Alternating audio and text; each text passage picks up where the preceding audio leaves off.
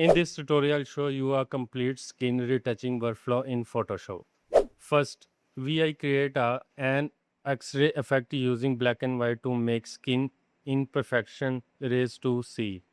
Then I show you how to remove pimples and spots for a clean retouch after that. I create a smooth, natural looking skin, and finally I restore realistic texture using the high pass techniques for a professional finish.